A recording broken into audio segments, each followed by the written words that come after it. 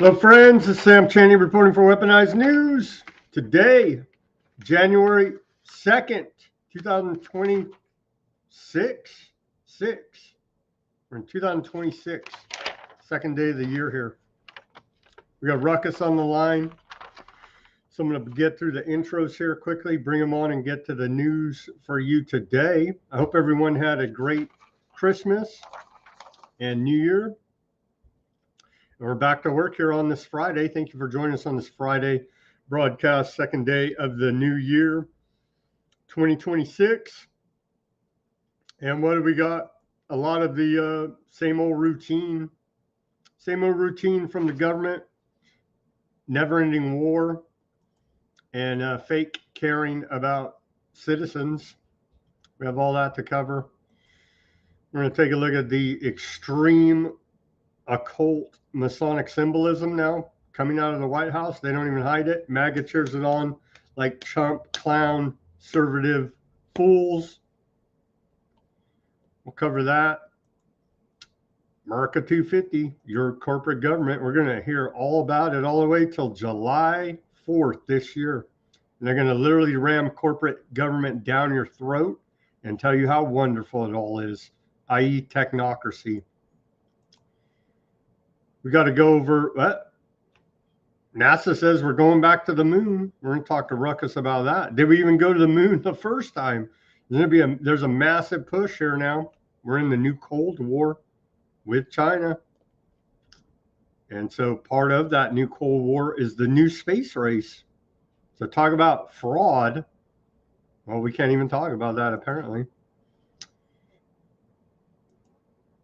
You got idiot Q post again from Trump, from the idiot people.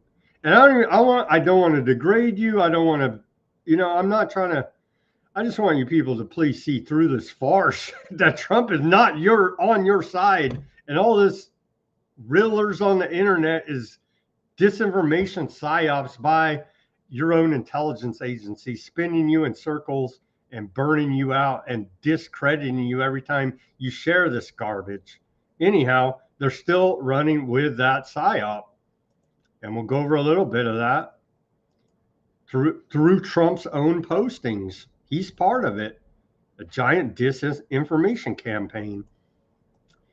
It's a damn shame, man. People keep eating this garbage up, so they'll keep feeding it to you. As we await the Supreme Court ruling on Trump tariffs, we got economic news, the outrage about the Somali fraud there in Minnesota. We'll go over that a little bit. We got some economic news. Looks like maybe there's something going on in the banking system. We'll take a look at that. There's a Federal Reserve pumped a bunch of money the last few days into the banking system, billions. As the national debt now, we've crossed the $38.5 trillion threshold. And so it is increasing at an exponential rate. Where's all the outrage about that? We'll go over the tax revolt of 2026. We'll take a look at that. What else do we got here? We do have a meme of the day from Department of Homeland Security. They say 2026 will be the year of American supremacy. That's from your Department of Homeland Security. We'll go over that. We have geopolitical news and, of course, Aardvarkland news. As we continue to report, they're calling for censorship. So be nice to Aardvarks. And it doesn't even matter if you're not nice to them or you're nice to them.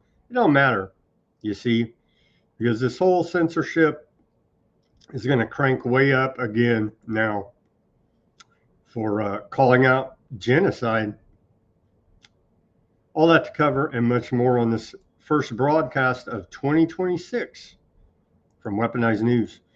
Okay, let's get to this day in history. If I can get to it in my tabs open here. On this day in history, we go back to the year 1788, and the U.S. Constitution saw Georgia as the fourth state to ratify it on this day in 1788.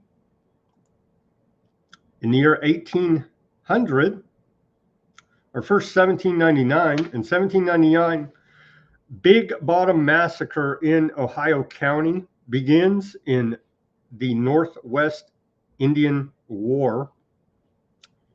On this day, 1791, in the year 1800, on this day, free African American community of Philadelphia petitions U.S. Congress to abolish the slave trade. In 1842, on this day, we saw the first U.S. wire suspension bridge for general traffic open in Pennsylvania. That's quite an engineering feat. In 1842, in 1882, on this day, because of anti-monopoly laws, Standard Oil literally laughed in everybody's face. No, Standard Oil is organized as a trust. And so we really got that dirty Rockefeller monopoly, Standard Oil, didn't we? And it subsequently splintered off into what, 20, 30, I don't even know the number, other organizations, and went about their monopolistic business practices that way. In 1933, on this day, U.S. troops leave Nicaragua. That's good of the Marines to go ahead and leave Nicaragua on this day in 1933. In 1934, we saw the first state liquor stores open in Pennsylvania. That's good of the state, caring about all those drunkards selling them liquor there in Pennsylvania. First state liquor store, 1934, out of Pennsylvania. In 1945, on this day, we saw Allied air raid on Nuremberg. We're still looking for those Nuremberg 2.0 trials, which will never come here in America. In 1966, on this day, the first aardvark child born in Spain since 1492 expulsion. And so Spain screwed up right there. In 1969, on this day, Australian Rupert Murdoch gains control of the, quote, news of the world. And so that's very heartening. All the way back in 1969, and pumping war propaganda ever since out of Rupert Murdoch's News Corp. In 1974, on this day, the speed limit of 55 miles per hour is imposed by then President Richard Nixon. I can't drive 55. Everybody knows that Sammy Hagar song. And then in 2017, on this day, U.S. House Republicans vote to gut the independent office of congressional ethics. A public uproar forces them to back down the next day, as if we have ethics in Congress. Everybody knows having ethics is a conspiracy theory. Okay, where are we at here? Oh, yeah, and then just for, how's Fauci still running around out there? He's actually been rewarded with a handsome salary as a professor at Georgetown University. For those still following, the savior of the world, former head of NIH, Dr. Anthony Fauci. Well, on this day, 3 years ago in 2022, Dr. Anthony Fauci said we should focus on hospitalizations, not case numbers, amid huge surge of Omicron bat cases. Cases were up 202%, hospitalizations up 30% in the U.S., all using that beloved PCR test that no one's ever had a problem with, I'm sure. And with that, here's our segue to the news and ruckus. Take a look at this worship of the phallic symbol there in Washington, D.C. 2026 is going to be quite the year.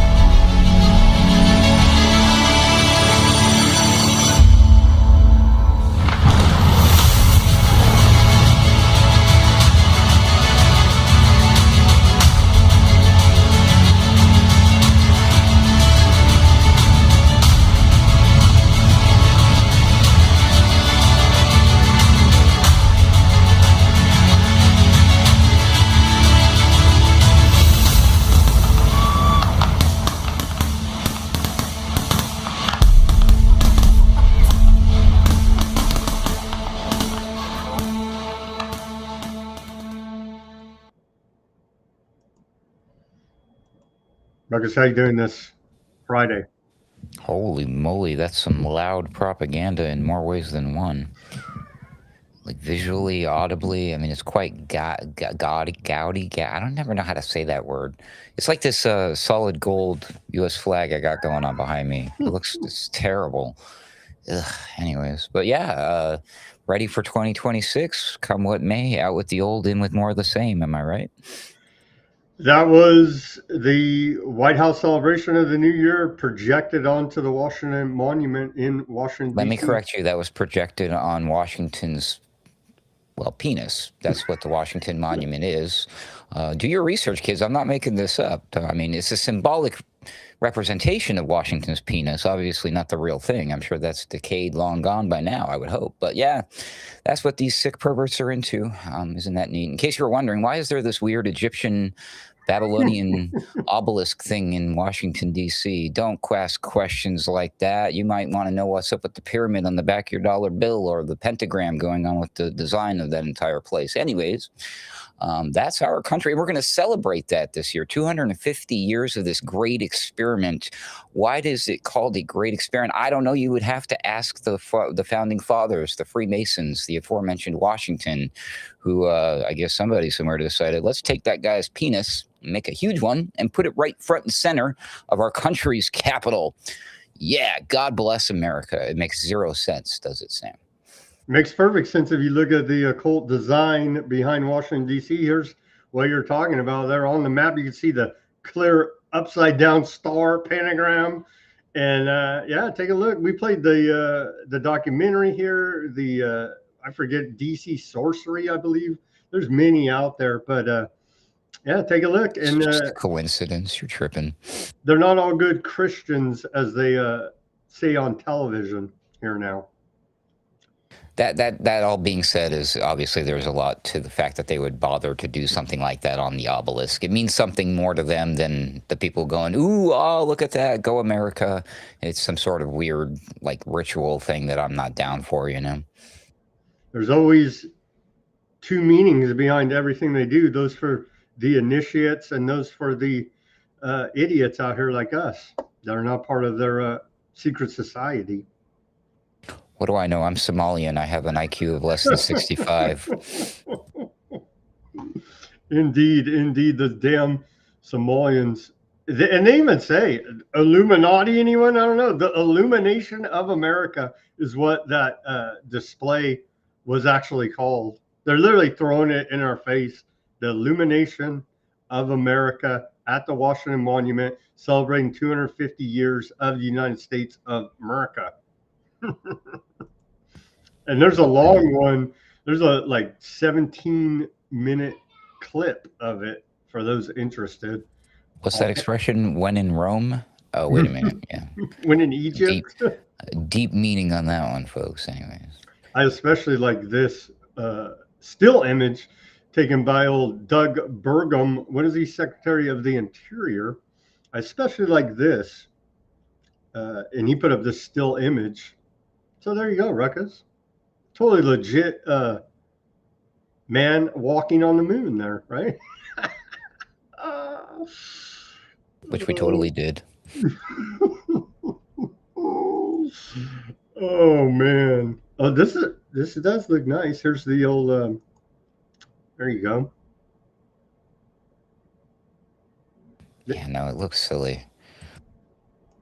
Yeah, I think we have no. Do we have one more? I think that's it. And you like how also notice as above, so below, with the reflection there in the pool. There's so much symbology in here, it'll make you want to puke.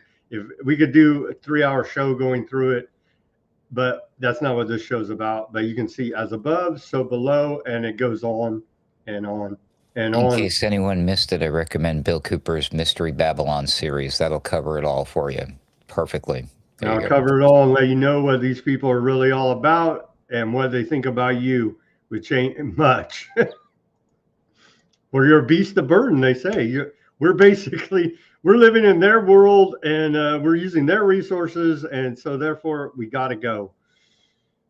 Okay, NASA. Well, hey, Ruckus, NASA's going back to the moon here. They told us on New Year's Eve Get in. We're going to the moon. Our Artemis 2 closeout crew will be the last people to see blah, blah, blah. And here's their crew in a milk truck. They put a NASA logo on, and they tell us they're going back to the moon. Did we ever go to the moon in the first place? Hold on, they're going back to the moon already? It's too soon, isn't it? I mean, wow, that's pretty quick. I mean, that's what they tell us. Don't we usually want to wait like an extended amount of time in between the last time we went to the moon? Oh, wait a minute. It's been like, what, 50 years plus now, right, I know. It's been a while. And so we didn't lose the technology, but we lost the technology. You know what I mean? I did see an interesting post on X. I wish I knew who had posted it. I would give them credit, but it was very clever and they made a decent point. But they were saying in response to the fact that we're going back to the moon, they said, what, did the Nazis help us this time too? Reference, of course, to Operation Paperclip. You know, those German scientists. What we did, in case you didn't know, folks, this is a true story. We asked them how they did it. They told us, and we tried, and we still failed. So they're like, well, you know what? Shoot, you're hired. Werner von Braun and freaking, was it Parsons Jet Propulsion? And then you go down that rabbit hole, and they're all occultists. Don't ask what Jack Parsons was doing with his college roommate, right? You go down that rabbit hole, look at those are the origins of U.S. space program, rocket propulsion systems, and they're all into all this weird occult, and it just gets very dark very fast, and it's like ugly, ugly stuff. Go America. Okay, on to more ugly stuff that they keep falling for. Oh, wait. Now I'm getting a little ahead of myself because that this ridiculousness. Here we go. I'm sure you'll like this, Ruckus. This is a theme of the show today, actually, with a imminent bombing of Iran now on the table again. But here's from, what was this from? This is from the film Head of State, for those if you can't remember. And this will be the theme of 2026 for America, it looks like. God bless America and no place else. So there you go. I think you got the wrong country there, my friend. I think it's Aardvark land, yes? God bless America and no place else. Yeah, well, maybe that too. The new head of NASA, this billionaire dude, Jared Isaacman, says NASA looks forward to supporting President as we celebrate America's 250 years of history. This will be the year astronauts travel farther into space than ever before and return to the lunar environment. In the years ahead, we will return to the surface. This time we stay. Did that dude just literally pull a Star Trek? They're going to boldly go where no man has gone before? Essentially, yeah. Essentially. Cool. Prove it. Well, they got some fancy new videos coming out for us. Back to the Q nonsense. There's still people on the internet buying this nonsense. You have to be in some type of coma at this point.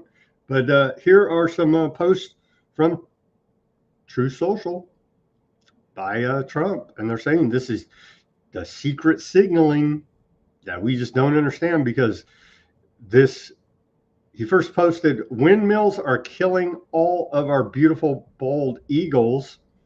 And this was actually an image from wind turbines in Aardvark land, killing many more birds, bats than expected. And this is actually a falcon.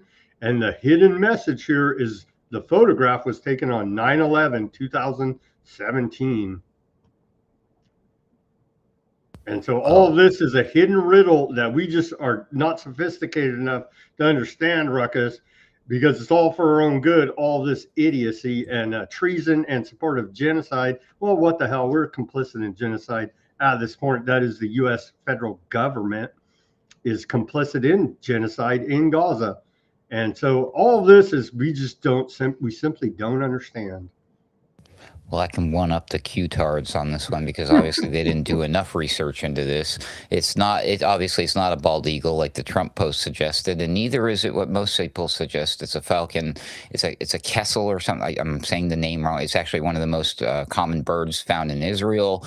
The picture that Trump reposted was actually a screenshot, and then somebody like recreated whatever screenshot they had taken using AI, because if you see in the original picture, it's a different angle because people found the original post is from an old article that was posted in like December of 2017. The picture, obviously, you switch the date, the number, because they do the day before they do the month and the day backwards, so it's not really 9/11. So it's all this weird stuff that somebody kind of like, I don't know how Trump got it and reposted. He reposts this weird stuff. But here's what's interesting to me, Sam, is that it's windmills, and it's Donald Trump, and I immediately thought of Don Quixote. So I thought I was going to be a cool little ruckus guy today and make a fun little meme image in honor of Trump taking on the windmills and make him a Don Quixote character. Alas, I'm not allowed to do anything with Trump as a character. None of the AI will let you modify Trump. Not only that, it won't even let you do like modifications or create characters that look anything like him. I just was describing like physical characteristics that may or may not be Trump, but could belong to like hundreds, if not thousands, of human beings on the planet. Nope. AI says, oh, I can't do that because that's a public figure that it represents or looks like. I'm like, dude, this is gay. It's really dumb. The AI is fake and gay, just like space and just like that picture and just like Q. There you go. Here you go. And then Trump posted this one, Eagles going down. And this is a secret message that we just don't understand. Yeah, he's lost his mind. He's Don Quixote. He thinks the windmills are giants. There's another one I saw the Q's doing. Trump is somehow secretly behind, and this is all this fake financial stuff. I got news for you, man. The central bank's firmly in control around the world. And all this quantum financial, whatever BS, Jasara, it's all a damn lie. And stop falling for it. But they say, oh, here's a Melania Trump on New Year's Eve wearing a silver dress. And somehow, look, take a look. And somehow this is signaling that Trump's backing the true price of silver.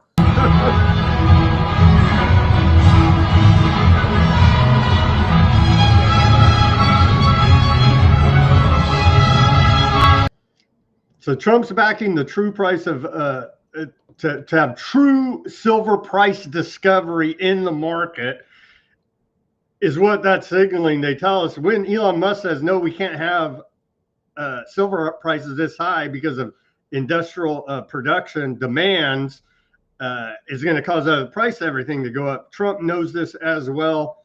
He definitely does not want the price of silver to go up. Okay. But somehow, some way, they're magically going to save us, and there's going to be a debt jubilee, and you don't worry about. No, you worry damn a lot about your debt, because that's the plan of this whole system. Put you in so much debt, bankrupt you, and seize any property you actually have, and give up on all this nonsense lies out there, people. Jesus, gives me a headache already, and people keep falling for the same BS, and it's sad to me, Ruckus. I wish people would just address. Calm down, Sam. Calm down, Q. Calm down, everybody. No, I mean, like, you see, again, they're way off base. The real symbol was the potted plant behind Trump. You got to count how many fronds there are, and there's 33, which is a signal that it's today's January 2nd. See, it's so easy. There you go. If she wanted to, as if her dress had anything to do with anything, right? But if it was a signal about this economy or anything, she should have dressed up like coupons for like your grocery store, because everybody's going to be clipping coupons this year because things are bad. Times are tight, folks. I see him posting this. I can't get away from it somehow. In my echo chamber, they think, and I continue to say, this is BS. Like you don't get it, algorithm. I don't want to see your Q crap, but it keeps landing on my feed, and so they keep force feeding me internet riddles that are, it's just idiocy. Come on, man. So they got me in that loop for some reason. Oh, well, we're going to be saved though, Ruckus. Don't you worry, because the commies are taking over New York. Here is old Ma'am Daddy, and there's a lot of proof for people that do the research. So this guy's all part of the power structure. It's all fake. For you left wing, call me socialist, whatever you want to call yourself. This ain't your guy. Sorry to tell you. Anyway, he's putting on the show like he is. Here is old Mem Daddy talking about collectivism will keep us warm as they steal even more from you than American rugged individualism would. We will draw this city closer together. We will replace the frigidity of rugged individualism with the warmth of collectivism. If our campaign demonstrated that the people of New York yearn for solidarity, then let this government foster it. Because no matter what you eat, how you pray, or where you come from, the words that most define us are the two we all share: New Yorkers. I don't share those two words. Do they have a blanket big enough that everyone can keep warm? It's the collectivism quilt, Sam. Mem Danny fans disappointed by disastrous block party with no food or bathrooms. Oops. Oh, man. There you go. They were warm. At least they were warm. Actually, I think they were cold. Oops. The New York Compost tells us around 10,000 supporters stood outside City Hall during the event that we just played the clip of, billed as an inauguration for a new era block party, crammed into several barricaded pens without access to bathrooms or any food concession stands. There. Go New York. What did they have? I bet you they had drones dropping pizzas for people. What do you think? I don't think so. Oh, that's rough then.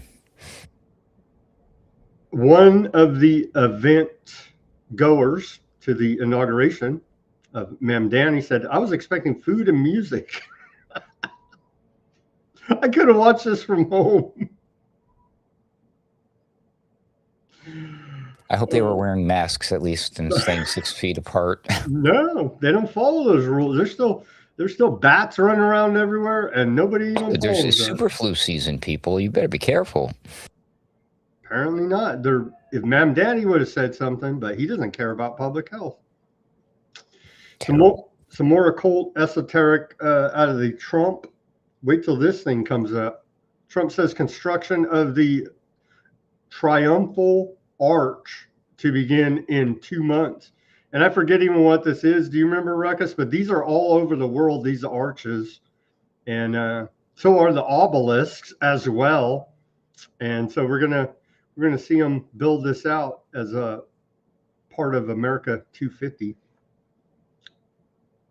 I saw this type of thing coming a mile away. I just wasn't sure what it was going to be, but I knew it was going to be something that, like, you know, like the kings and the pharaohs do, and related to the obelisk. But I was thinking, like, they already have an obelisk. So for the longest time, I was thinking, I bet you in 2026, Trump is going to tear down the Washington Monument and put up the Trump Monument, and it's going to be a bigger penis than Washington's penis. For the longest time, I've had that idea in my head, but this kind of makes more sense, and which is kind of disgusting when you think about it, because anyways, the gate does have some sort of tunnel symbolism when compared to the obelisk symbolism. And when you think of it that way, use your imagination, and it's like, oh, maybe Washington was Bubba. Wow. These are all around the world. We'll have to sometime when they're rolling this thing out, the construction show you around the world and how it all ties together.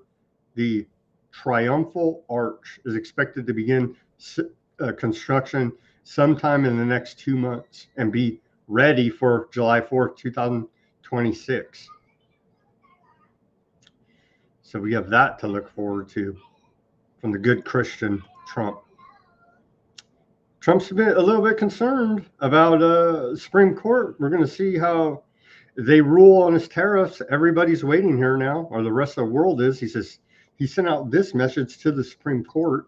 It says tariffs are an overwhelming benefit to our nation, as they have been incredible for our national security and prosperity like nobody has ever seen before. losing our ability to tariff other countries who treat us unfairly would be a terrible blow to the United States of America. Thank you for your attention to this matter. And so he's backhandedly messaging the Supreme Court because there'd be no other reason, I get, or maybe some Q riddle would be the only reason to put out this post, as that case He signed his name on it too. Did you see that? As that case is sitting there and we're waiting to find out, are Trump's tariffs constitutional, and do we owe the rest of the world a big refund check if they're ruled unconstitutional and illegal by the Supreme Court? That ruling is pending. Yeah, and he did sign it as well. He doesn't normally do that. That's kind of redundant, isn't it? Kind of. I guess that made it official. Maybe this is proof that all the other times, if it doesn't have a signature at the end, it's not him doing the post. It's Barron. May very well be, or maybe even one of Barron's, fraternity mates. Feels like they have a whole team of balls. We all know it's big balls. Feels like there's a whole team of college fraternity pranksters behind many government accounts. Again, don't threaten the government. We continue to warn people on this broadcast. Don't threaten the government with threats of violence. Go troll them peacefully on the internet is about all you could do here now. There's another one of these guys. People don't learn. Scott Bolger faces 5 years in prison for death threat text to Kennedy Center Chief Rick Grinnell. And so what happened? A McLean man is facing federal charges after allegedly sending a death threat to a federal official and attempting to deceive agents upon their arrival. Scott Allen Bolger was involved in this incident, threatening federal law enforcement and Rick Grinnell. The threat was sent on December 23rd, and the investigation took place in McLean, Virginia. Threats of violence are serious crimes with serious consequences. The U.S. attorney out of the Eastern District of Virginia said Bolger now faces up to 5 years in federal prison if convicted. And guess how old he was, or he is, Ruckus? I'm guessing he's pretty old. Oh, 33? A 33-year-old man, right? I should have seen that coming. I'm bad. I'm slipping. And so the text read... The name sounds freaking familiar to me, too, which is very weird. The Scott something Vogler, that's the guy's name? With a B, Scott Bolger, Bolger. Who even knows if any of this is real with all the 33s in there? But allegedly, the text that he sent read, "Step on U Street and get a bullet put between your eyes, loyalist pig skin pussy." And so Step on what now? Step on U Street. Weird. And so, yeah, don't threaten government officials with threats of violence. They will come after you and throw the freaking book at you. And so, again, don't do that. Ruckus, the FBI saved us again, and we didn't even know, from an ISIS terrorist attack. An alleged ISIS terrorist was alleged to have planned an attack on New Year's Eve, and the FBI has charged him. So they're keeping us safe, and we didn't even know. The FBI said it stopped a planned terror attack set for New Year's Eve in North Carolina, saying the suspect was inspired by ISIS. Authorities identified the suspect as an 18-year-old Christian Surdevant of Mint Hill, who allegedly planned for about a year to attack a grocery store and fast food restaurant. And so how any of that is going to show anybody anything, I don't know. But here's the press release from the FBI. The accused allegedly wanted to be a soldier for ISIS and made plans to commit a violent attack on New Year's Eve in support of that terrorist group, but the FBI and our partners put a stop to it. He should just go to work for the FBI, and you could circumvent all the nonsense and go right to the source of ISIS and fight terrorism that way. You know what I mean? Somebody should include this poor 18-year-old kid into the game that's being played. And so another useful idiot swept up in the war on terror there with the FBI. The CIA. He would have to join the CIA if he wanted to join ISIS. Oh. Yeah, we get confused sometimes. It is interesting that the FBI that said that this person has been planning it for an entire year. I'm not necessarily sure if that means that, thank goodness, they just learned about it finally and stopped it. And in their discovery, when they just caught the kid now, they discovered that he was planning it for a whole year. Or does that mean that the FBI has known for a whole year that this guy was planning this, and they just waited till the last second to apprehend him? I'm going with the latter if this is anything what they say it is, which is ridiculous. I mean, why do you let a person like that, if you're like, I mean, come on, if it's really like, if you think they're going to, you go talk to them and maybe, you know, convince them not to do it. Maybe, I don't know. That's an idea, right? So they can be big heroes and save the day on New Year's Eve and justify their even existence at this point. He did have a manifesto. Here it is. The FBI spilled some coffee on it. Don't worry about that. So here's his plans of the alleged attacker, that he planned this attack for a year. And thankfully, the FBI that lost the Epstein files and redacted them and couldn't even do that right, working with the DOJ somehow, some way. Oh, yeah. And isn't there... And there's something to do with the old, that's his manifesto there. That's a doctored image, whatever that is. Well, they spilled coffee on it during the investigation because it got him so upset. Even titled it "The New Year's Attack 2026." No, I call BS on this. That's right from FBI Charlotte. I don't care. I still call BS on it. Oh man, you can't make this stuff up. And here are his weapons of choice. And of course, he put Allah Akbar. I'm surprised, and there's no reports of him screaming "Free Palestine," but we're waiting on those to come in. And so he was going to use these weapons for his attack: 2 hammers and a kitchen knife. It appears. These are posts from FBI Charlotte. There you go. From the official source. Oh.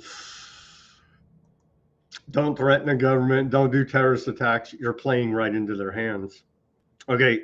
Thankfully, here, Ruckus, Trump tells us yelling now in this post that he has perfect health.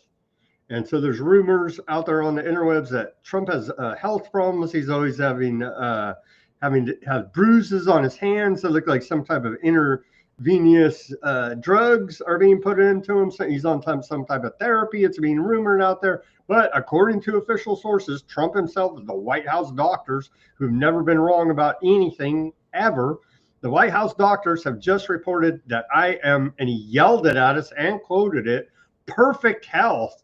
And so that means he's something's going on with his health. They say as he puts makeup on his hands because they're bruised, other things, swollen ankles, other things. Continuing with this post, though, he says, and that I aced. He screamed that, right? Some kind of secret code we're just not smart enough to understand. Meaning was correct on 100% of the questions asked for the 3rd straight time. My cognitive examination, something which no other president or previous vice president was willing to take. P.S. I strongly believe that anyone running for president or vice president should be mandatorily forced to take a strong, meaningful, and proven cognitive examination. That's freedom of that's your MAHA freedom of your medical freedom. Our great country cannot be run by stupid or incompetent people. He left out corrupt because he's just corrupt as all the rest of them there. And he just signed that one, President DJT. So I know you were concerned about Trump's health. He screamed he's in perfect health. So don't you worry about his health. I'm not. I don't want him to scream anymore because he is getting on in age, and even though he has perfect health, you might want to just calm down, buddy. Calm down. Onto the economy. I'm back to collecting aluminum cans. I actually never stopped collecting aluminum cans. 1 ton of aluminum, now $3,000 for the first time since 2022 on supply concerns. And so we're seeing all types of metals, of all different types of materials price skyrocket here now. And so, hey, it's a good time as any to collect your aluminum cans. Aluminum is extremely light, Sam. Do you know how many aluminum cans you would need to collect to reach 1 ton? Quite a bit, but I still collect aluminum cans. Let me know when you reach a ton. A ton is a lot. A ton is a lot. I usually, Somebody ask ChatGPT and let us know in the comments. How many cans? I'm sure you could do the math. How much does one standard 12-ounce aluminum can weigh, and do the math from there. Anyhow, that's a sign. And then, okay, on to this guy. What do we make? I'm calling this BS. I say nothing. They got the internet on lock. And so nothing goes viral organically on the internet anymore, if it ever did. Originally, before all the big censorship came in for bats, and even before that. But now we see this character, Nick Shirley, who went mega super viral on just X alone. He's now up to 135.6 million views. Okay. And so this whole thing, well, of course, we're pro-corruption, pro-fraud, YouTube, Google, we love it, right? Not so much on Rumble, but it depends on your platform. But that's the only way you get by, is being pro-corrupt government. Anyhow, this guy calls it out, Somali fraud, and it's looking like he is a fraud, actually, as well as calling out the Somali fraud. Here's the full video, and you can see right there, 135.6 million views.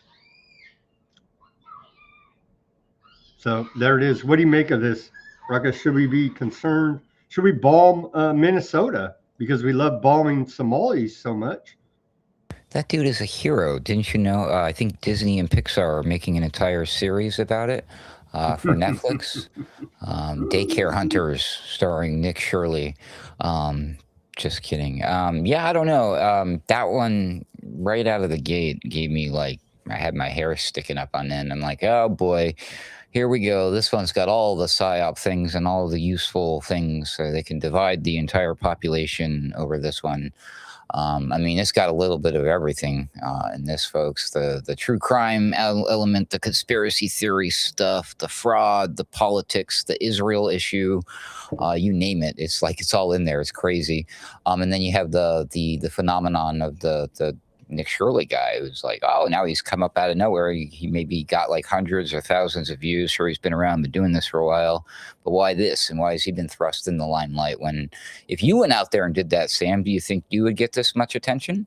I did a report on the Chinese bioweapons lab in Reedley, California. Went there on the spot, knocked on doors, blah, blah, did the whole investigative reporter routine that I could do in my area. I don't have the funds of Nick Shirley that can globetrot around the world. Apparently, he was the only journalist allowed access into the Supermax prison in El Salvador as well. And he was also in the White House briefing at the, quote, alternative media, new media with Trump. And so this guy is an insider. He ain't independent. He's a government propagandist. I'm sorry to tell everybody. And this is all on the heels of Aardvark land recognizing Somaliland's independence. It's all tying together here now. If you look at it on a map, they want to Aardvark's want to take Palestinians, deport them to Somaliland, and figure out how to stack the bodies up there. And so all this is tying together. We got action out of the government. Kelly Loeffler, who should be investigated for fraud as a Republican senator during the bat time, profiteered handsomely off of insider information because she knew this whole thing was coming down, i.e. the BAT deal. But now she's the head under Trump of the Small Business Administration, and it's prompted them now to, let me read you the post, I'll put it on the screen. Over the last week, SBA has reviewed thousands of potentially fraudulent pandemic era PPP and EIDL loans approved in Minnesota. But no one, let's look at her stock trading activity. We won't look at that so much. Today, our agency took action to suspend 6,900 Minnesota borrowers amid suspected fraudulent activity. In total, these borrowers were approved for 7,900 PPP and EIDL loans worth approximately $400 million.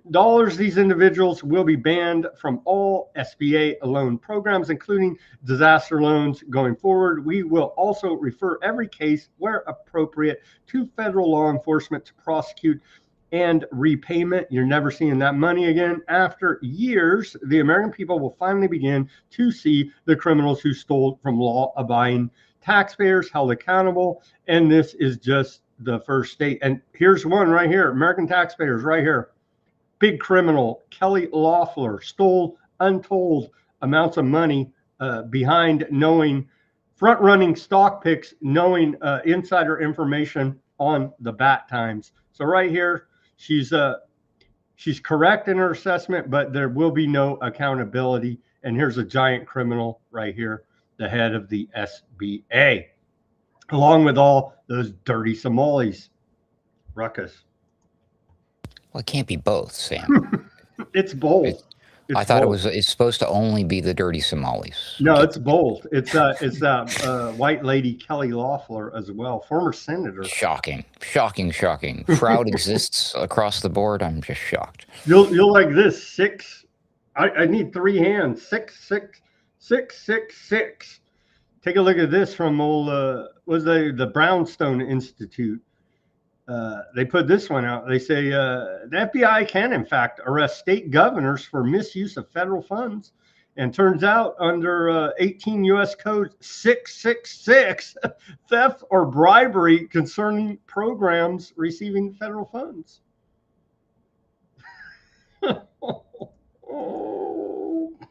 666, you see. In U.S. Code, it's all right there. And that's a citation from Jeffrey Tucker, Brownstone Institute, Cornell Law. So I believe that is correct. 666, Ruckus, what do we make of this? Ooh, the mark of the beast. Will we see any federal action against state governors for fraud? Never. Okay. Am I wrong? Well, here's old Mr. Technocracy, head of the CDC, deputy director of HHS, old Jim O'Neill. Let's hear. They've now cut off money. Let's hear what he had to say about all this. We're also trying to stop new money from going out at the same time as the investigation. So, for example, at the beginning of December, Dr. Oz sent an excellent letter to Governor Walz demanding a corrective action plan on Medicaid fraud. The state just finally delivered the plan a couple of days ago, and we're reviewing it. We are not going to spend money on Minnesota until we are confident there is no fraud. We are doing something similar, as you said, on child care, demanding receipts. We are going to make sure that the state of Minnesota and Governor Walz is held accountable for ensuring that there is no fraud, both looking backwards and looking forwards. We are also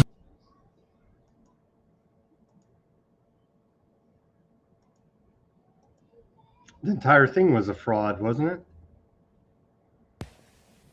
Dude, I think I know what the word of the year is going to be for 2026. It's going to be pay your damn taxes. Okay. Oh, that's another story. Here's Edward Dowd, and former Wall Street dude. And he had this to say: the dirty little secret is if we stop the fraud too fast, the deficit would shrink and the global Ponzi credit Jenga tower would collapse. And so that's talking about it on a macro global financial level, which I do believe. Okay, listen, isn't that wonderful? Things are so effing bad and screwed with the way they've got us, the corruption and the fraud. I mean, that we need the corruption and fraud just to hold everything together, or the whole thing comes tumbling down and we all go into like Great Depression. Like it's crazy. It's like damned if you do, damned if you don't. But I'm like, if that's the case, why don't we just let it all freaking fall apart, right? Why don't we just do it? Let's just do the damn thing. Let's just have a great reset. Let's do it, right? I mean, stop messing with us already. You know what I'm saying? Because otherwise, that's all they're doing. They're just messing with us because they're kicking the can down the road with the inevitable crash, and it's gonna happen. So just do it already, man, before I get too old. You know what I'm saying? Just saying. The do we have it up here? Oh yeah, here we go. We passed $38.5 trillion in the national debt here today. You can see right there 38.5, and it's just really jamming there. Really jamming. Okay, let's play the report that should have went mega viral if everything wasn't rigged. Here now from Catherine Austin Fitz. Here's her financial coup d'etat, history of missing money. What is this, about 7 minutes? Listen, she's been yelling about this for years, and so this is the fraud report that everybody should know about that nobody knows about. Let's take a listen to this Catherine Austin Fitz, history of missing money.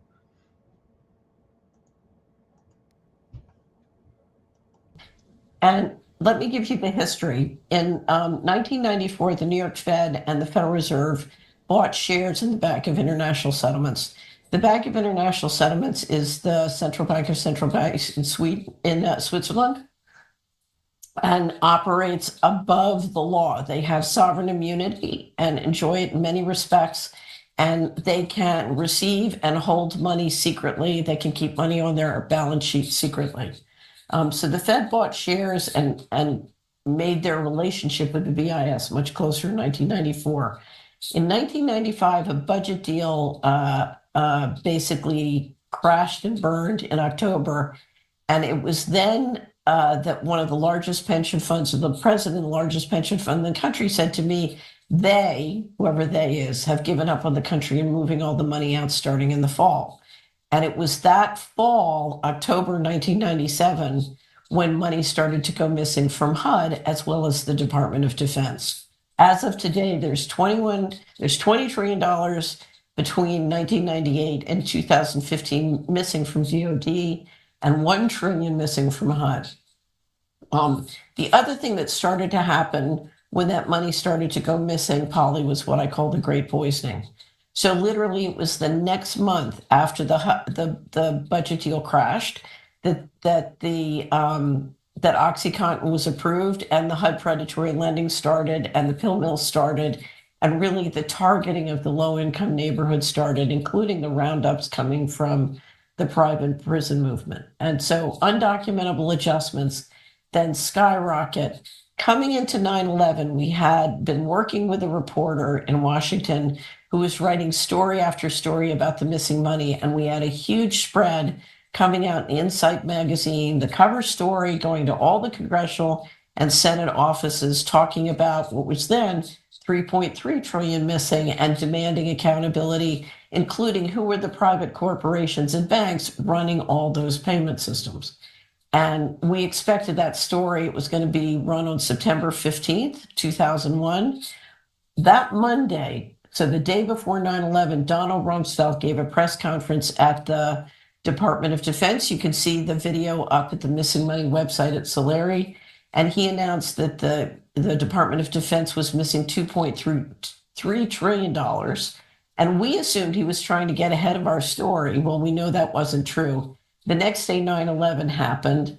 James Corbett has a wonderful video called 9/11 Trillions, where he describes how many of the offices that were blown up at the Pentagon and the World Trade Center related to securities and other financial operations, very much connected to the money that was disappearing. In fact, we were told that the office at the Pentagon that was blown up, or one of the offices, was the location for the Office of Naval Intelligence Research Group that was investigating the missing money.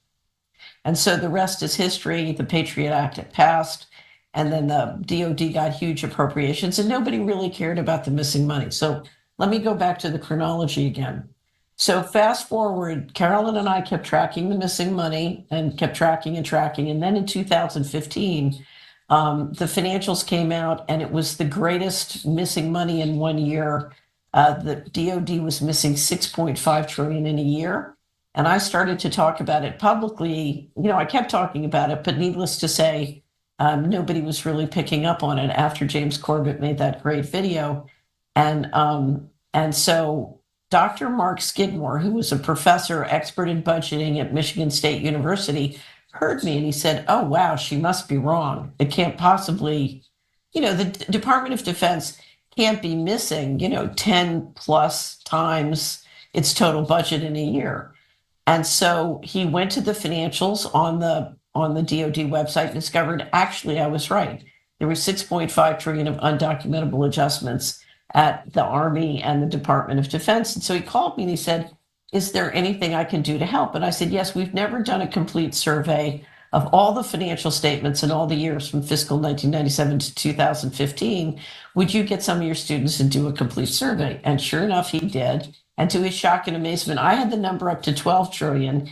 He got it to 21 trillion. And interestingly enough, Polly, when he published his big report in 2017, again up at missingmoney.solari.com, what did we discover? We discovered that the amount of money missing from the US Treasury was the same amount as the total debt of the United States. On the books of the United States, when Dr. Skidmore published that report, there's $21 trillion missing from the US government, and there's $21 trillion of outstanding debt. And I'll explain why that's important in a second.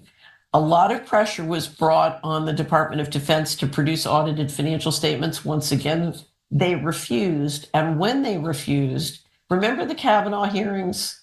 Do you remember, Polly? Yes. Okay. Okay. During the Kavanaugh hearings, the Senate, the House, Republican and Democrats, and the Trump White House got together and issued a policy called Federal Accounting Standards Advisory Board Statement 56. I refer to it in short as FASB 56. We have a great article that describes this in detail. Maybe if you could bring that up, Lou, FASB 56. There we go. You can find that at the Missing Money and in the links for the show. And what FASB 56 says, very short and simple, is basically the government can keep secret books as a matter of administrative policy, thus refusing to obey all the financial management rules and regulations and laws, including the constitutional provisions for disclosure of financial operations. They extended it, along with the classification laws, to private companies and banks doing business with the federal government, which means when you look at the U.S. securities market, the large cap section of the U.S. market, most of the disclosure is meaningless. You have no idea how the money works at many of these companies and the government because they're so intertwined. That was an astonishing event. And in my opinion, Polly, the COVID-19 operation could never have happened without that, because it put the Department of Defense and some of the agencies in a position to essentially access an unlimited amount of secret money. So, somebody once told me it was a wet dream, secret money for secret operations. And if you look at the money that flowed out, it was interesting. It was, I think, 1 month after FASB 56 passed that suddenly Moderna magically raised $500 million. Those damn Somalis, Ruckus. That's a lot of freaking money. Nobody has to worry about any of this, right? Because Elon Musk has announced that Neuralink brain chips will soon start high volume production for brain computer interface devices and move to a streamlined, almost entirely automated surgical procedure this year, 2026. So you can probably go down to the mall soon and have that brain chip implanted into you. That would be the only business open at your local mall, but that's all. Just for anybody? You don't have to be disabled or anything? Well, we're getting there. We're getting there. Neuralink 2025 received FDA breakthrough device designation for its speech restoration technology targeting severe speech impairments. And they go through this guy's story here about it. But the key to this post was, for me, high volume production there. So mass production of brain chips being announced essentially by Elon Musk.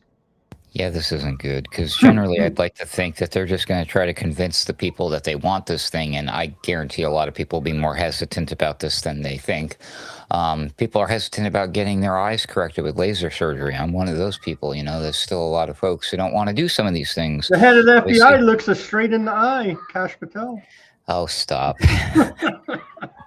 But listen, I really, it's not too late for this type of thing to emerge, of course, but I was really not the lead. I wasn't, I am surprised. Okay, here's my theory, especially with something like the brain chip and whatever that thing can happen to magically cure.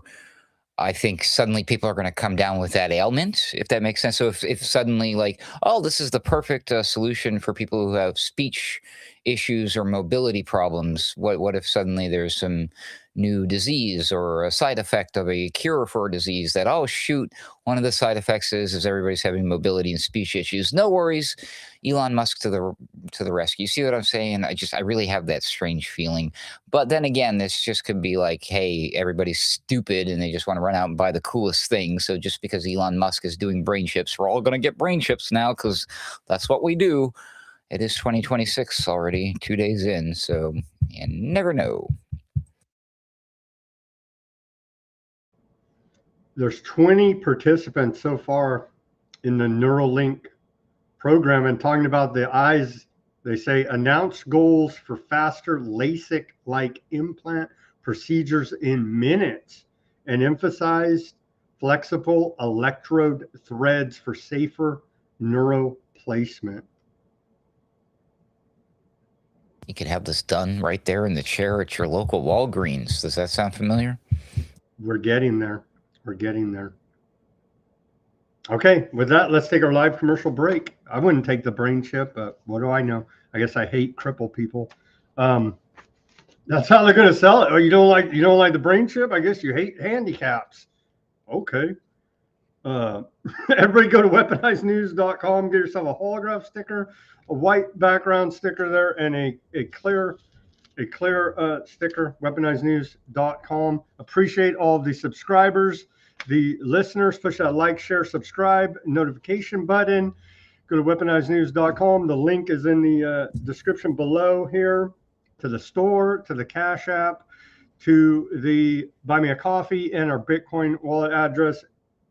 Give us a donation, patron our store, support us any which way you like. If you can't support financially, support independent reporting and analysis here, brought to you by Weaponized News.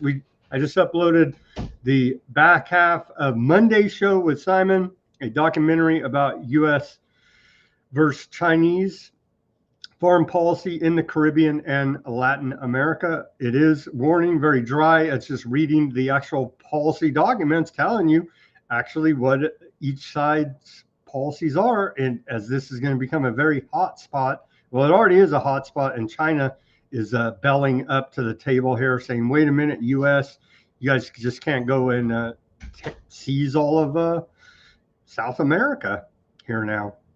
And so take a look at that, released on all Weaponized News channels today for your viewing pleasure, for your geopolitical deep dive into Chinese, U.S. foreign policy in the Caribbean and Latin America. Go to weaponizednews.com. Okay, Ruckus, plug away. It's also good for ASMR. People like Simon from Florida's Voice. Yes. I'm one of those people. Go to alternatecurrentradio.com if you're interested in all things related to Ruckus and his friends and his colleagues. My friends Hesher and Spore, of course, own and run Alternate Current Radio. That's where you find their signature shows like The Boiler Room, Sunday Wire, my stuff, The Daily Ruckus, and, of course, some of our friends and colleagues like The Odd Man Out. He's got a podcast, as well as our friends Sumo and Cavi, who were with us for New Year's Eve. They do the Mystical American Patriot Society. And of course, you will find the New Year's Eve show. I was looking for it. We did one where Sam Chaney right here joined us for New Year's Eve. It is on the website. I swear it is. There it is. The end of the year dumpster fire cleanup crew. We had a bunch of people, including Jay Dyer, Jamie Hanshaw, Sam Chaney, myself, Johnny Vedmore, a bunch of our friends and colleagues. So check that out in case you missed it. You'll find it at alternatecurrentradio.com. And that's that, Sam. Here we are, 2026. Yay. 2026. Don't take the brain chip and stop believing the government propaganda and lies. That should be your resolution there. I know our audience already knows this, but tell your friends, family, neighbors, and acquaintances, your circle of influence, just simply stop believing what they say, because everything they say is spun in a way to take advantage of you, con you, gaslight you, and lie to you. And I think we've had about enough here now from these clowns in the government acting like they represent us. They simply don't. Welcome back to the second half of Weaponized News on this Friday, January 2nd, 2026 edition. As we jump back in the news here, a sign of things to come for the economy. I don't know. Warren Buffett is old. He has stepped down now. Warren Buffett has stepped down as head of Berkshire Hathaway.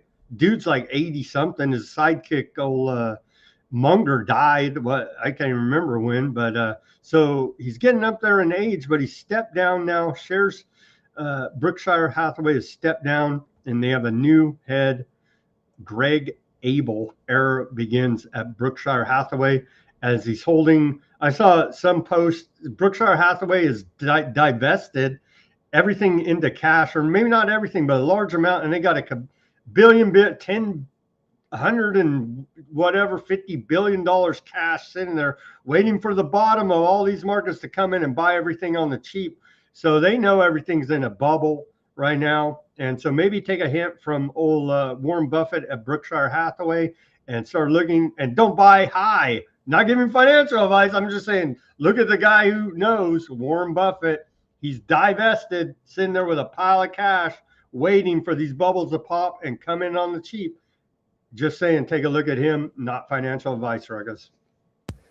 Dude drinks Coke. I don't know if that means anything. What do they have? They have a record. Here it is in the CNBC article. 300. I way underestimated. As of the end of September, Berkshire Hathaway was sitting on $381.6 billion in cash. So they're just waiting for bubbles to start popping. They're going to come in and buy a bunch on the cheap, is exactly what they're doing here now. And so it's all public. Take a look what they're doing there. These guys are the big dogs that know. Sad news for technocracy here now. Santa Monica calls Waymo charging sites a public nuisance and asks judge to limit overnight operations out of Santa Monica. Santa Monica is taking Waymo to court, asking a judge to limit overnight charging operations due to noise and lighting issues that are deemed a public nuisance. Residents living in apartments nearby the charging station say loud noises and strong lights have impacted their sleep. Who cares? They hate the environment, obviously. Waymo disputes these claims, saying it has already taken steps to reduce disruptions. So the station itself emits a noise, or are they just complaining about people pulling up and using it? Both, I think. Both. Weird. I've never used one, but I guess maybe it like hums or something, or I don't know. I think so. You'll hear that electric hum. They say one resident living next to these Waymo charging stations in the court documents filed by the city of Santa Monica said it's like living in mini Las Vegas or living next door to a spaceship, a circus, a city that never sleeps. And so I guess it is like 24/7. Echo off buildings along the alleys like a canyon, according to another person's testimony in the city's lawsuit against Waymo. So I've never used one either, but they want the city to use appropriate measures to abate nighttime noise nuisances between 11 p.m. and 6 a.m. So the way it's described in these court documents filed against Waymo by the city of Santa Monica, it sounds like a friggin' like you're at a Las Vegas party 24/7. Sounds like those people got to go. They got to go. Did I hear somebody scream? Might be the ultimate solution. They could like just pressure people out. Things could happen. Oh, shoot, your building had a fire. Look at that. You know how these big companies do it, folks. Did I hear somebody scream Allah Akbar? Hey, you never know. The Trend Agara gang, they came and took over the alleyway, so nobody lives there anymore. So they're not worried about the noise. We're good. Is there a banking crisis? I don't know. I saw reports and I was like, some people are saying, this is just end of the year bookkeeping for the Federal Reserve. But turns out the Fed repo market, as it's affectionately known, the Federal Reserve's been pumping in a lot of money here now into the banking system. $74 billion on New Year's Eve. And then today, another $2 billion into the system for a total of $94.4 billion of liquidity injections over New Year's holiday weekend into U.S. banking system by the Federal Reserve. So some people are claiming it's due to the spike in silver, and there's a big silver short squeeze on banks that have been artificially suppressing the price of precious metals for many years through naked silver shorts and other derivatives. So we may be looking at a banking crisis here now, as the Fed is throwing a whole lot of money to keep these big banks that are manipulating precious metals solvent. That's a good tactic. All of these things are great things, because I remember when I was building a house of cards, as the house of cards was falling, the best way to do is just throw a bunch of cards at it as it's falling, and we're all good. It just works itself out usually in the end, right? Does it? No, it doesn't. Well, here's the classic GIF, right? Money printer go burr. What are they going to do when he steps down? He's out this year. We're not going to get to use the Jerome Powell Fed meme anymore. We're going to have our Make America Great Again guy, Trump, in there. Yeah, we won't need memes anymore because everything will fix itself. The world will be fixed and everything's wonderful. La, la, la. Happy unicorns and rainbows, and nobody even worries about memes anymore. Welcome to the Golden Age, Ruckus. The thumbnail for this show. This is from the White House. It's going to be the Golden Age when Trump's Fed chair is appointed there. Welcome to the Golden Age. You see, it's wonderful. Okay, where are we at here? Oh, this is right from, you tell me, I don't know. Seems kind of supremacist. Gird yourself with spirit of 1776. 2026 will be the year of American supremacy. And here's the meme of the day from the Department of Homeland Security. And they posted that. 2026. What? Yeah, will be the year of American supremacy. Does it really say gird yourself with the spirit of 1776? Right here. Gird yourself. Excuse me, FBI, I would like to report the Department of Homeland Security for inciting, they're asking people to overthrow their government. That's the spirit of 1776, yeah? Essentially, yes, it is. So I'm not saying that. It's the DHS that's saying that. Go get them. Get them. Department of Homeland Security here. Inciting to overthrow the government like those dirty J6ers. Jeez. Yeah. Same type of people. Here's a cringe-worthy video of Vanilla Ice at Mar-a-Lago New Year's Eve celebration with Ice Barbie dancing. And so here's a quick clip. Try not to cringe too hard. It's only 11 seconds.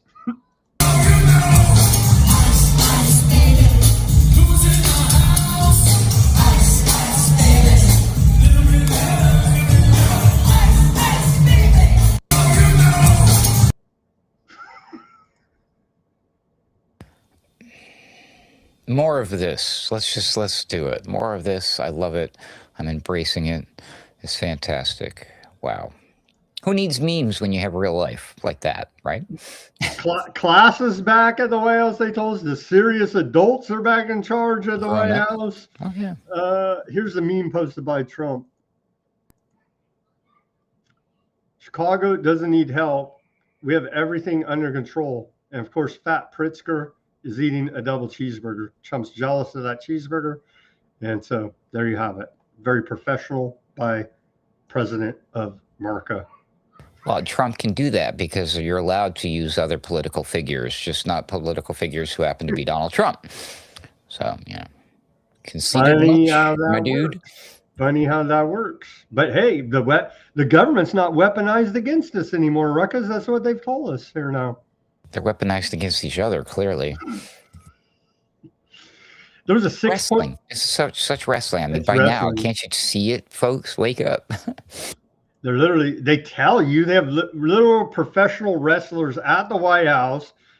Trump says he's floated the idea of, backhandedly, it's a joke, but he's halfway serious of quitting being president and being MC for events at the Kennedy Center. They're telling you they're freaking actors, okay? They tell you numerous different ways. I mean, Trump is an actor. He had the reality TV show for The Apprentice for how many years, right? Like 10 years or something. He's a freaking actor in the World Wrestling Hall of Fame. It's all right there for you. What was the character who did the game show in The Running Man? Killian was the guy's name, right? He's all like, who loves you and who do you love? Yeah, that's very Trumpian, isn't it? Indeed. Back to more serious matters. It is serious if you believe the nonsense that they're putting forth here now to us as being genuine. When you have the Department of Homeland Security calling for a revolution against the government, FBI. You should take a look who's posting there. Oh, it's all part to get the useful idiots caught up.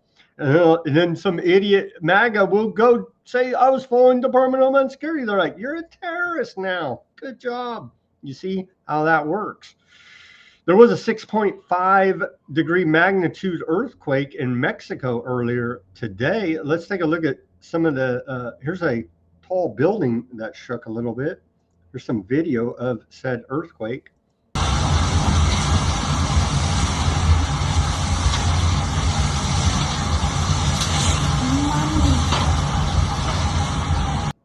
That's in Mexico City, and we have more.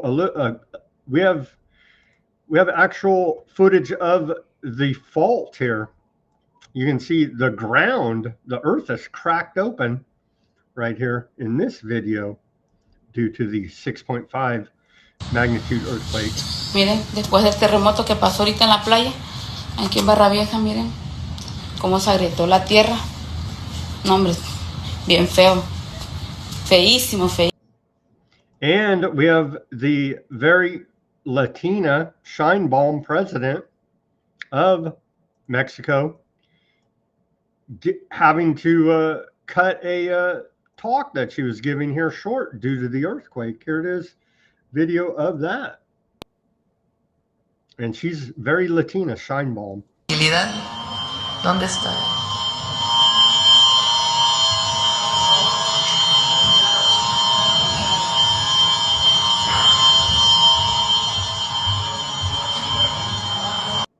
So the guy with the sign language is still like doing the sign language.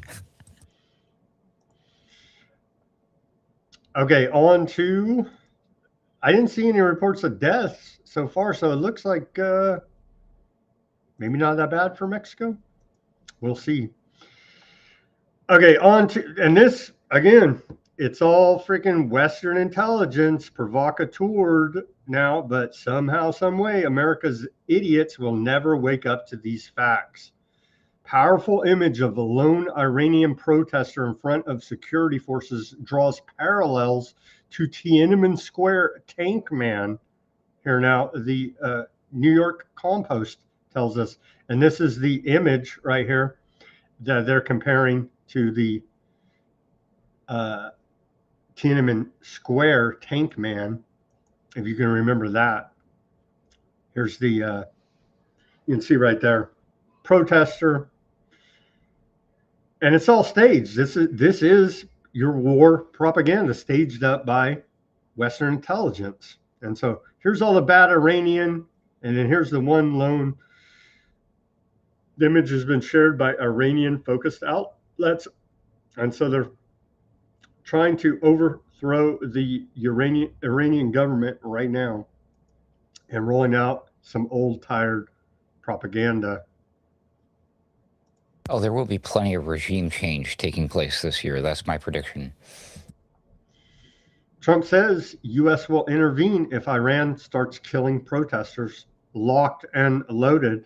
And so we're ready. I read that as, I expect a bunch of protesters to start getting, anyways. Yep. Start getting whacked. Mm-hmm. Iran protests sparked by failing economy turned deadly. And so some Iranian protesters have been killed here now. I saw different reports, anywhere from 5 to 10. There's different reports out there about how many people have been allegedly killed in Iran by their government for protesting. Corruption, it all looks like another color revolution engineered by Western intelligence. Massive crowds of Iranians pour into the streets to mourn the death of their martyr, old Soleimani, who Trump killed January 3rd, 2020, for those that can remember that. And so even though there's protests, there's giant crowds there celebrating. They must be big fans of Trump, because in their belief system, to be martyred is an honor. Which would not have happened for that dude if it was not for Trump. So does that make Trump some sort of like special dude in their eyes? Do they like Trump for doing that? No, I think they're pretty pissed about him whacking one of their top generals. I think they're still pretty pissed about that. Okay, so there's a back and forth here now. I love how it's all in the potential hotspot trigger for World War III. U.S. strikes on Iran is being fought over social media. Like, what? Yeah, 2026 is where we're at. How we take any of this serious is beyond me. But well, let's go back to just Trump. Do a poll. We don't ask Congress if we're going to war. We'll just do a poll on Twitter. There you go. Or on Truth Social. Or just have Trump do an executive order. In the blank. Yeah, there you go. Trump cares about Iranians. Let me tell you, he cares about Joe Blow, Iranian on the street. He says, if Iran shoots and violently kills peaceful protesters, which is their custom, the United States of America will come to their rescue. We are locked and loaded and ready to go. Thank you for your attention to this matter, President Donald J. Trump. He yelled his name to us for some particular reason there.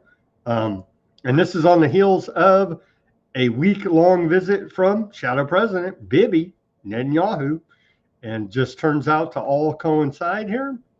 And so glad to see Trump cares about those oppressed Iranians. Ruckus. Exactly how would Trump come to the rescue? By dropping love bombs on the population, I'm sure. Cool. Just want to make sure. And so these disputes are now over the social media. Here is Iran's reply. Iranians know U.S., quote, rescue record well from Iraq and Afghanistan to Gaza. Any intervening hand nearing Iran security on pretexts will be cut off with a regret-inducing response. Iran's national security is a red line, non-material for adventurous tweets.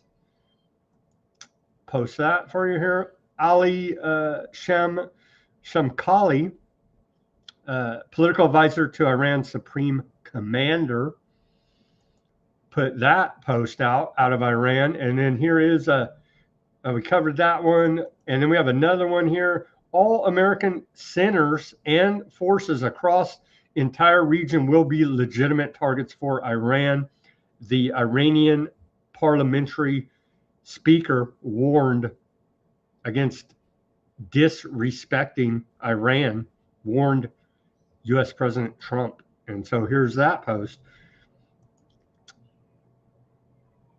The devil's scream rose high because the efforts of armed field agents of intelligence services to transform the legitimate protest of the Bazarias and guilds into violent armed urban battles were thwarted by the historic awareness of the Iranian nation.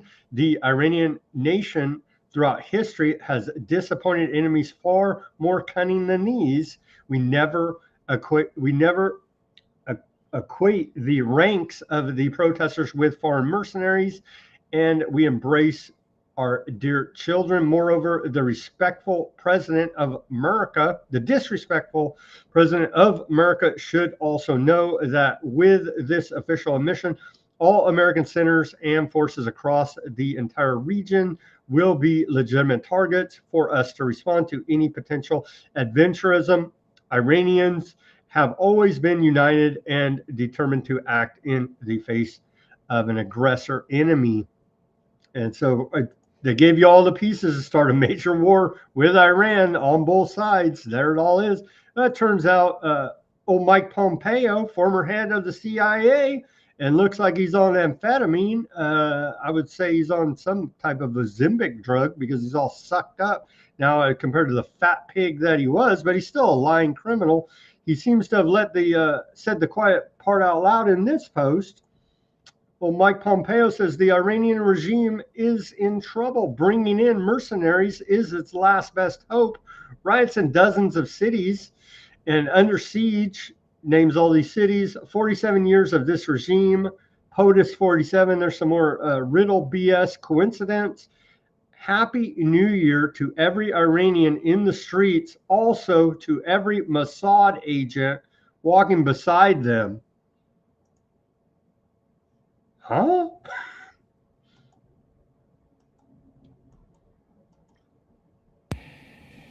Peace president. They're literally telling us it's a color revolution engineered by Western intelligence with Mossad agents walking on the streets with the protesters. Bomb them! Oh, man. What does the last MAGA holdout here from the Trump administration, MTG, have to say about all this? She says that, well, let's put the post up here now. And she's a traitor for being against war now, apparently. And Aardvark Land cybersecurity billionaire demanding to take away America's guaranteed First Amendment free speech, and President Trump threatens war and sending in troops to Iran is everything we voted against in 2024. She really wasn't paying attention to who Trump was. Now, was she? Because you should have known this way before 2024. Trump voters spent the week threatening a tax revolt because they are so furious about the never-ending waste, fraud, and abuse of their hard-earned money going to foreigners and foreign wars. The focus should be on tax dollars here at home and defending our God-given freedoms and rights. Take a look at Catherine Austin Fitts report there. And we'll get to that cybersecurity dude here in a minute. And of course, Massey playing the foil other side of it. Massey says it's about the dollar, oil, and aardvark land. And it's hard to argue that he's wrong there, but he is the foil to Trump's MAGA here now. Iranians launched counter protests in rejection of U.S.-backed destabilization attempts. And little old Mike I guess we could call him Little Mike Pompeo now, former head of the CIA, told us the quiet part out loud. But over the New Year's Eve break here now, the U.S. Southern Command released another snuff film of them whacking alleged narco trafficking drug boats. Here's this footage that everybody missed as by design over New Year's Eve.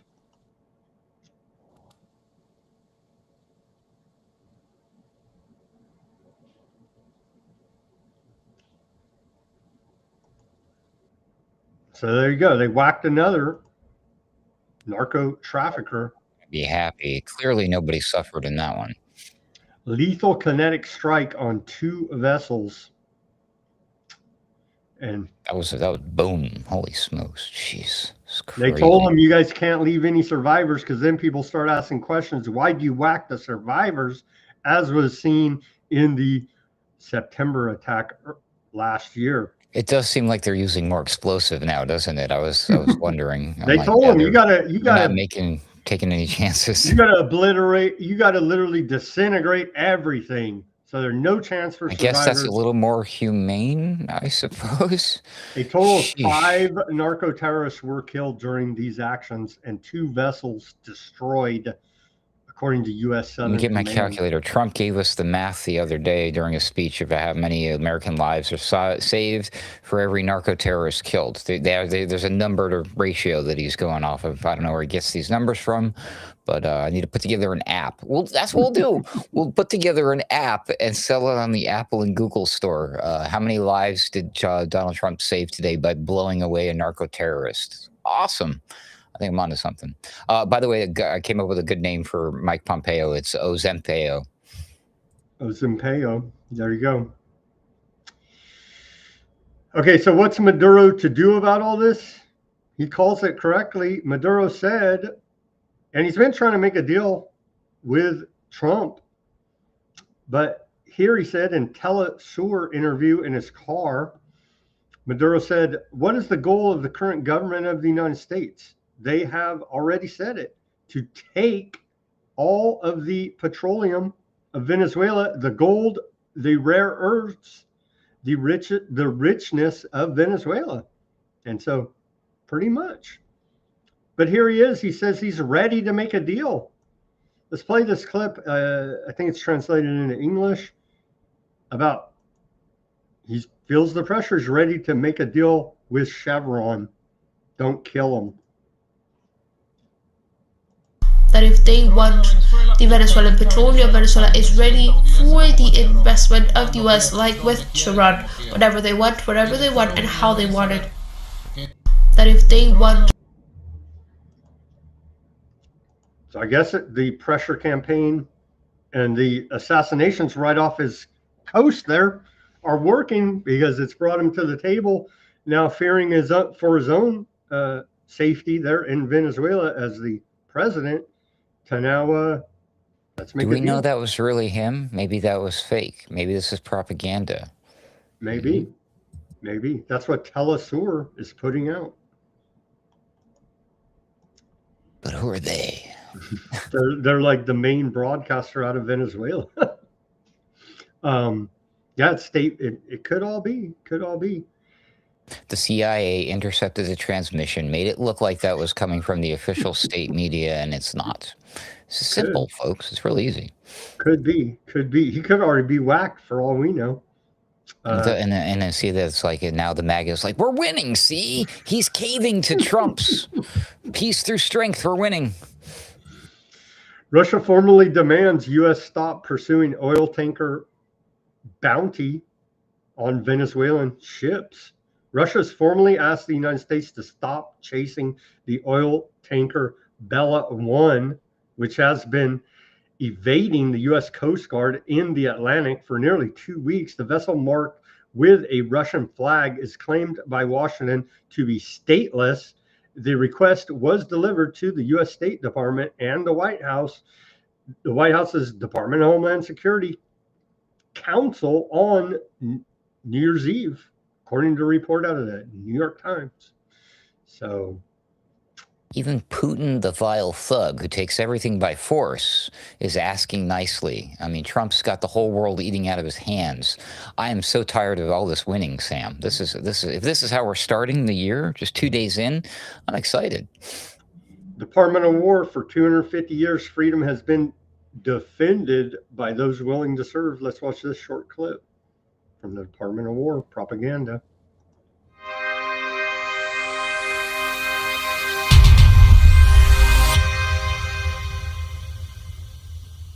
Welcome to this week's Reflective Moments of America's Military, a weekly segment where we take you through some of the major events from the U.S. military's 250-year history. From January 2nd to January 6th, 1777, General George Washington and members of the Continental Army successfully repelled British forces under General Charles Cornwallis in the Second Battle of Trenton, the Battle of Princeton, and the Battle of Morristown.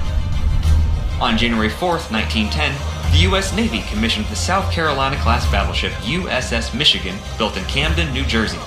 Michigan spent 8 years taking part in regular Atlantic Fleet exercises and cruises off the eastern coast of the United States and Central America, as well as in the Caribbean.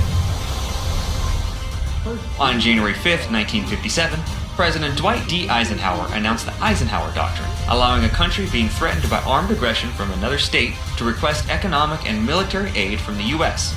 This was motivated in part by an increase in Arab hostility toward the West and growing Soviet influence in Egypt and Syria following the Suez Crisis of 1956. And this has been this week's Reflective Moments of America's Military. Visit our website to learn more and We're going to see the most propaganda you've ever seen in your entire life leading up to this America 250 July 4th. They should start a 24-hour a day, 7 days a week live YouTube stream video of all the propaganda coming out of all of these. Yeah, that'd be fun. Tune in. They didn't mention there, on this day in 1933, U.S. troops leave Nicaragua. The Department of War neglected to mention that history factoid. What would Smedley Butler have to say about all this? War's a racket. He told us all those many years ago, right? Like a tennis racket, pickleball, like a racketeering operation, organized crime. Oh, okay, like corruption and fraud. Are they Somalian? All right, never mind. The golden age is upon us. The United States in 2025 bombed Somalia, Nigeria, Iraq, Syria, Venezuela, Yemen, and Iran. So that's a peace in the Middle East and beyond, and the whole world, essentially. Peace through strength. So yes, by their definition, absolutely. You can say they're killing it. Yeah, they're killing it, man. They're quite literally killing it. Here's from out of the Czech Republic, some hate. Prime Minister Andrej Babis, Czech Prime Minister, says that due to budget constraints, Czech Republic can no longer give money to Ukraine because we do not even have enough money for our own schools or informal caregivers. And so pretty hateful not to fuel the war machine there out of the Czech Republic Prime Minister. Are we going to go to war with them next? We may very well sanction Czech Republic out of this whole deal. China has ended a long-standing tax exemption on contraceptives to encourage higher birth rates. Starting January 1st, condoms and birth control pills are subject to a 13% value-added tax in China. And so China is throwing off the reins of the eugenicist one-child policy because they have come to the realization their demographics between men and women are totally out of whack and screwing up their social cohesion. And so now you're going to have to pay for birth control. They're a handsome 13% tax out of China. Talk about a 180. Am I right? Mm. Wow. Yeah, I mean, there are some nations that even if they did, yeah, they're screwed. At least China is the type of place where they would like. I hate to say this, but they would probably force people at gunpoint to copulate.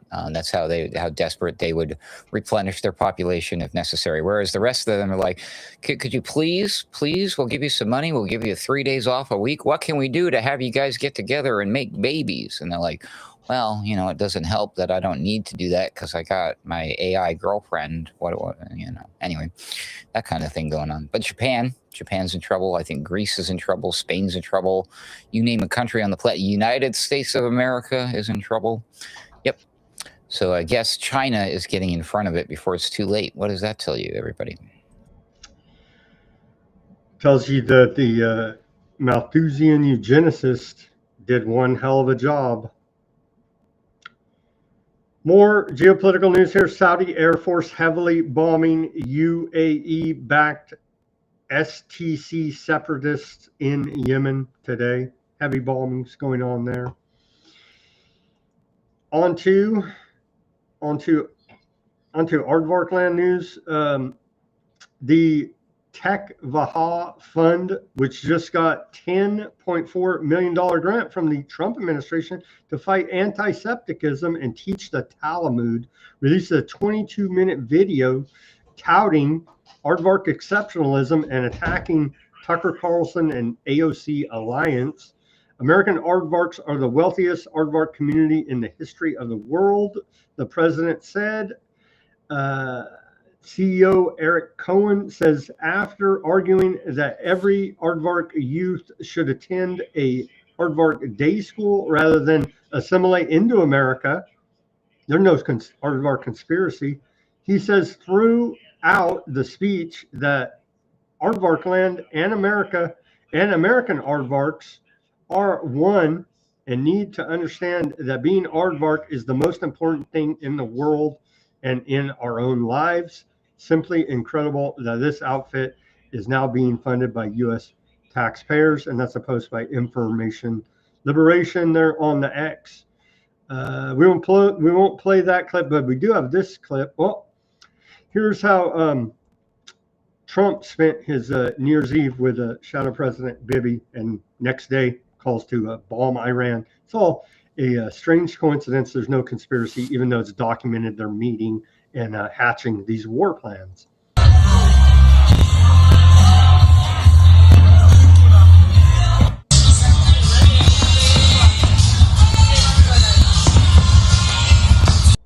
So there they are, the shadow president and the other shadow president of America at Mar-a-Lago. And everybody with their phones up, just like everybody else. Just like everybody else. There's a first time in 3,000 years peace there in the Middle East. But turns out one Palestinian was killed and several others injured today in the last 24 hours due to aardvark gunfire into the southern Gaza Strip, as is every day, and heavy artillery fire there into the northern Gaza Strip, and a barrage of bombings in southern Lebanon today by the Aardvark Air Forces. And so that ceasefire continues with never-ending bombings by Aardvark land on the surrounding areas there where they have ceasefires to build out the greater Aardvark land project. Aardvark Land Channel 14 reports that Aardvark Land and the U.S. agreed to move forward with the so-called, quote, Green City project in Rafah, presented by Washington as a solution for Gaza's population, but better described as a concentration camp in Aardvark land-controlled parts of Gaza. And so it's going to be green, though. It'll have that green label, and it doesn't matter if it's an actual concentration camp. It's going to be labeled green, and if you're not for it, you're against the environment, Ruckus. It's not a concentration camp. That is only a thing when it's the aardvarks who are contained within. Otherwise, it's just it's a 5-star resort. There you go. It's a green city. Yeah, green city. Yeah, there you go. That could stick. Yep. Here's this guy. Forget him, and we've been reporting on it for ever since we started calling them aardvarks, because we saw this coming. as everybody else should have a long time ago. Here's Aardvark Land cybersecurity billionaire Shlomo, I don't even know, Kramer told CNBC2 that it's time to limit the First Amendment. Play this clip because you're hateful antiseptics out there. Call a plumber and flush these columns. I know it's difficult to hear, but it's time to limit the First Amendment in order to protect it, and quickly before it's too late. What do you mean? I mean that we need to control the platforms, all the social platforms. We need to stack rank the authenticity of every person that expresses themselves online, and take control over what they are saying based on that ranking. The government. The government should control the social media. Yeah. I know it's difficult to hear. I'm glad she thinks that's a cool idea. I hope she's not an American. Who was that lady? This guy had so much phlegm in his throat, he could hardly talk, right? And so we should definitely listen to this clown because he's a tech billionaire aardvark about free speech. And so this is all part of technocracy as well here now. We need to control all of it, and we need to get rid of the First Amendment because co-founder of Checkpoint Software, and I'm sure he will profit handsomely off of this. He's part of Cato Networks, this character right here. And so he can barely get the phlegm out of his throat to speak, but sounds very American to me, Ruckus. You should listen to what he has to say, right? No, he should F right off. That entire news segment should F right off. That's insane. I mean, like, who does he think he is? That is the most anti-Semitic thing I've ever seen, to suggest that a Jewish person of any sort would want the United States to censor our speech. That's horrible, hateful to suggest that they would want to do that. They hate us because they're freaking savages. Well, no, I think people are upset because you're actually a tyrant and you're saying your tyrannical behavior out loud to be accepted by everyone. And so that's probably why people are not liking what they got to hear out of you, not really caring so much about your aardvarkism at the moment when you're saying things like this on Channel 2 CNBC out of New York. Yeah, his speech right there is gonna cause more antiseptic behavior. So it needs to be. And isn't that all part of the design? That's what some people say, allegedly, Sam. But I see no evidence of that. Save every 30 seconds of every day. And again, we tell you, the Western intelligence, UK, US.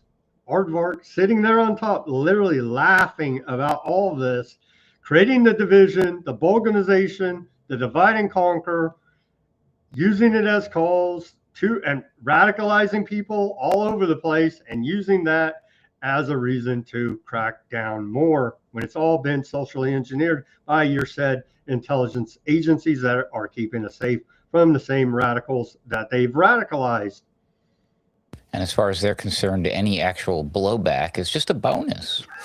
It's a bonus. If you could get some organic, crazy lone wolf, and I believe there are people out there that are mentally, unstable that get Feds triggered. Be like, please let them be 33. Please let them be 33.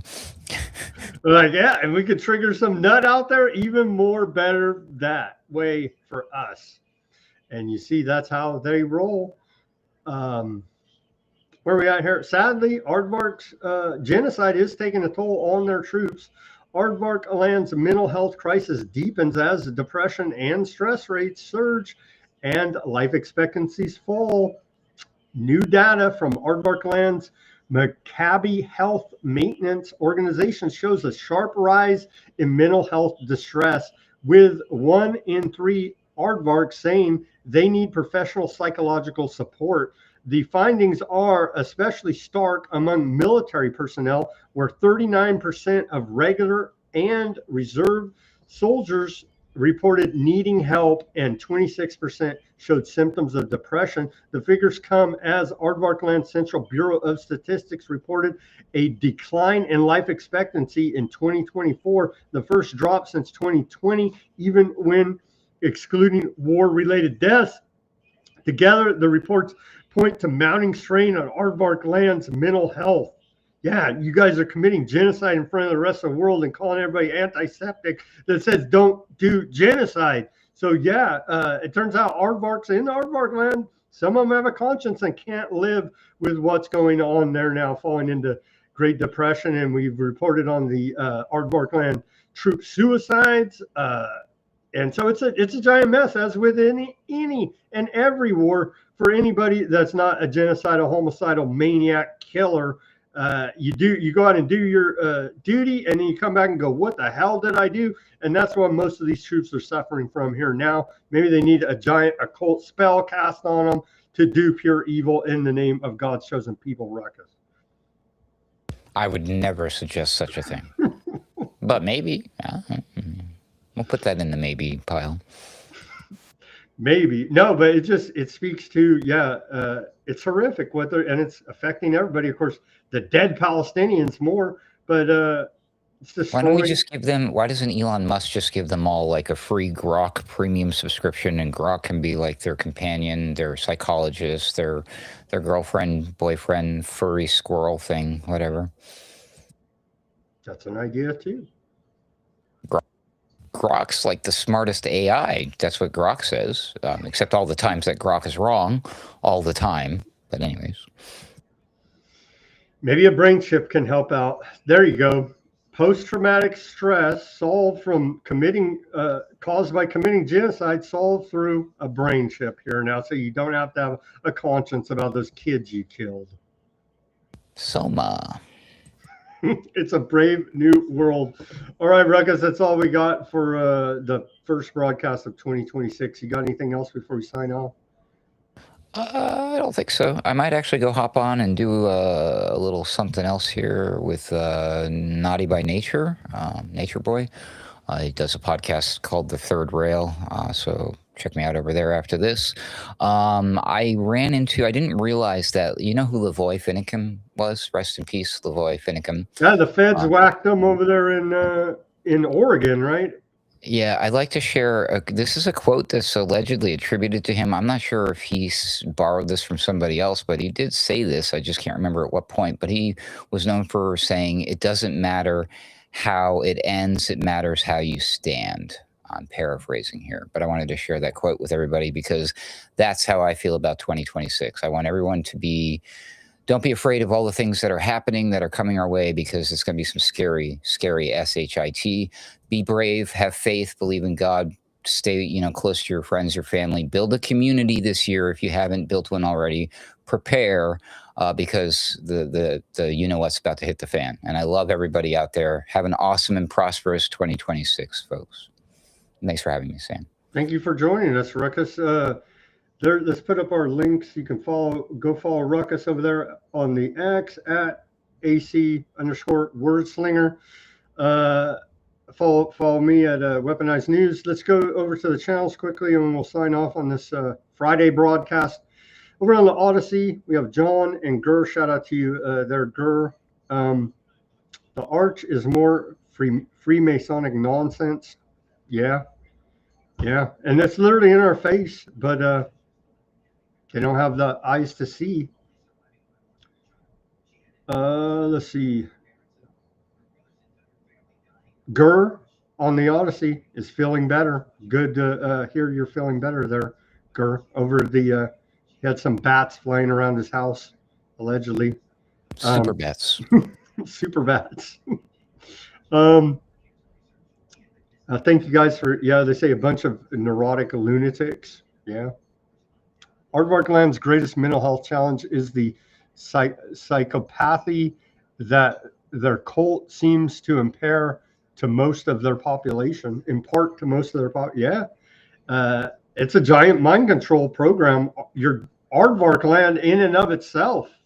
Think of that. The indoctrination those people go through. So if you just even look at some of it, you're like, whoa. So that's a giant mind control program as well. On aardvarks are the victims, sad to say. Joe Blow aardvark is a victim over there as well. And so that's what we're saying. We've been saying for a long time, it's all fun and well and good to hate aardvarks, but all that's a setup, and we're seeing it all come to fruition right now as they gave you enough rope to hang yourself here now with all your aardvark hate on the interwebs, your antiseptic behavior. It's all going to come home to roost here in 2026. You will see. You will see. We'll probably be banned as well for just simply speaking in code and saying hug an aardvark. We'll have to wait and see on that front. Thank you guys for tuning in on the Odysee, where are we at here? The Kick, Twitch, X, Facebook. Thanks for tuning in there. We had quite a crew over there on the Rumble. Thank you guys for tuning in on the Rumble, keeping all of that chat lively. What does Jan say? I don't vote for corporation CEOs. You got to buy stock, and then you could become a voting member. Just kidding, just kidding. I get what you're saying. But we had a lively chat over there on the Rumble. Thank you, everybody, for tuning in, keeping it lively and interesting, and then the YouTube as well. Of course, thank you, everybody, for tuning in on the YouTube. And we'll see you back here on Monday on Weaponized News. And where are you going, Ruckus, again? The Third Rail podcast. You'll find them on Rumble. Yep. If you want more Ruckus and see what they're talking about today on the Third Rail, follow them over there, Third Rail on Rumble, following the show. And with that, as always, everybody do your own research. Peace, love, and freedom. Speak on, take action. Have a great rest of your Friday evening, start to the new year, and we'll see you back here on Monday for more Weaponized.